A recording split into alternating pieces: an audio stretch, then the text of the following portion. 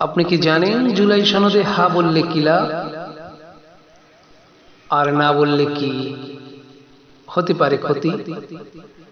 জুলাই সনদ হলো দেশের রাজনীতি, নির্বাচন, রাষ্ট্র পরিচালনা ও জনগণের অধিকার নিয়ে একটি লিখিত অঙ্গীকার, প্রতিশ্রুতি। উদ্দেশ্য স্বচ্ছ রাজনীতি, জনগণের অধিকার নিশ্চিত, ভবিষ্যৎ সংকট কমানো। জুলাই সনদে হা বললে লাভ: